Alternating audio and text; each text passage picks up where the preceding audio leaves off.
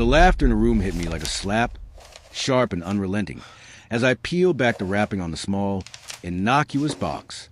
My friends' faces blurred into a haze of grins and raised glasses, the birthday candles still flickering on the cake behind me, their wax dripping like slow tears onto the frosting.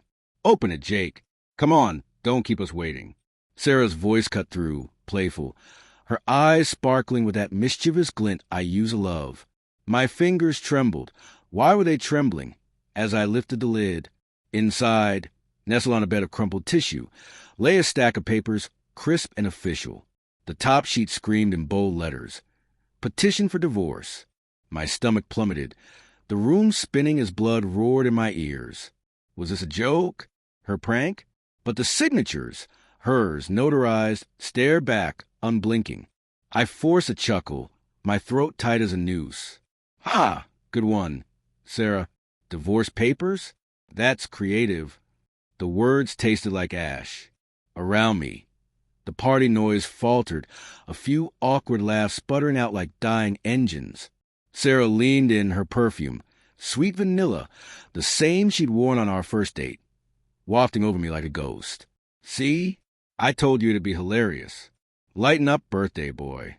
Her hand brushed my arm, casual, but her fingers lingered a second too long, as if testing the waters of my reaction. I glanced up, searching her face for the punchline, but her smile didn't quite reach her eyes. Those hazel eyes that once held my world now flickered with something elusive, guilt, amusement.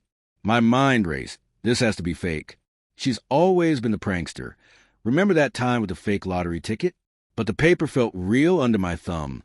The ink smudged slightly where she'd signed, as if her hand had hesitated. The party dragged on like a bad dream, music thumping from the speakers in our cramped living room, the scent of pizza grease mingling with spilled beer. I plastered on a smile, clinking glasses, but inside, doubts gnawed like termites. Why this prank? We'd been together 5 years, married to high school sweethearts who clawed through college debts and late-night shifts. Lately, though, things had shifted, subtle at first, her phone buzzing at odd hours, screen angled away when I glanced over. "Just work," she'd say, her voice light, but her fingers would tighten around the device. I'd rationalized it, overtime at the marketing firm, stress from the promotion chase. But now, holding that box in my lap like a live grenade, those red flags waved brighter. The late nights with colleagues, the new lingerie I found tucked in her drawer, unworn for me. Was I paranoid, or had I been blind? Later, as guests trickled out, leaving behind confetti-strewn floors and half-empty cups, I cornered her in the kitchen. The fluorescent light buzzed overhead, casting harsh shadows on her face, making her look older, wearier. "Okay, joke's over. Where'd you get those papers?" "Some online template." My voice cracked, betraying the fear coiling in my gut. She busied herself stacking plates, the clink of ceramic echoing too loudly. "Jake, it's just a prank. I thought it'd be funny. Shake things up. We've been in a rut, haven't we?" Her tone was defensive now, edged with something sharper. I stepped closer, the tile cold under my bare feet. "A rut? Is that code for something else?" My heart hammered, love and anger twisting into a knot. She met my gaze then, and for a split second I saw it, denial cracking like thin ice. "What are you implying?"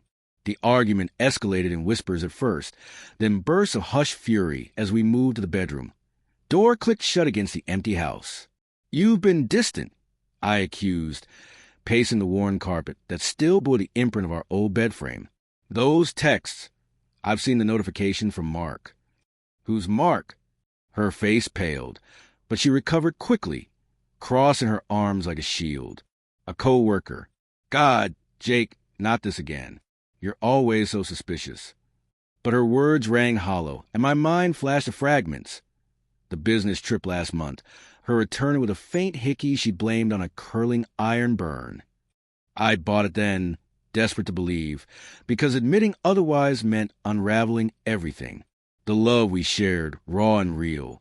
Nights tangled in sheets, whispering dreams of kids and a house with a yard. How could that coexist with betrayal? Guilt washed over me, too.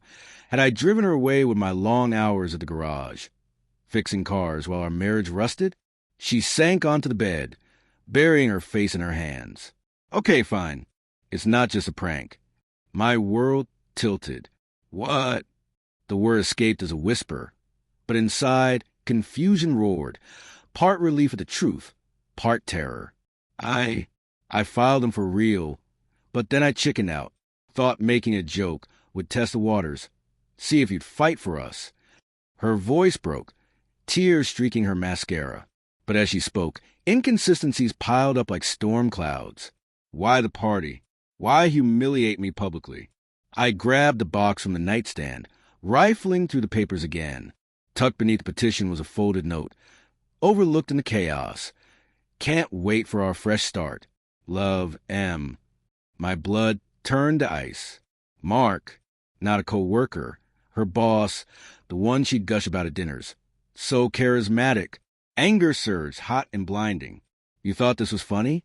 Handing me divorce papers while screwing him. I hurled the box across the room.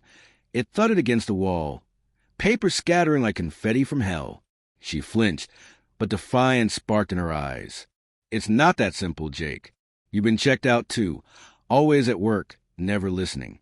Mark, he sees me. Her confession hung there, laced with her own guilt, her moral grayness exposed. She wasn't a villain. She was human, flawed, seeking validation I'd failed to give. But that didn't excuse the knife in my back. Heartbreak clawed at me, love curdling into shattered trust. How do you reconcile the woman who bandaged your wounds with the one who inflicted this?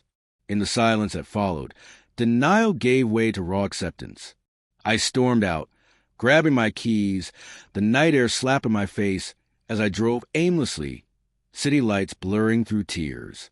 But the twist came hours later, a text from her. Come back. It's not what you think. I returned, fueled by foolish hope, only to find the house empty, drawers ransacked, her suitcase gone. On the kitchen counter, a real note this time. The prank was my way out.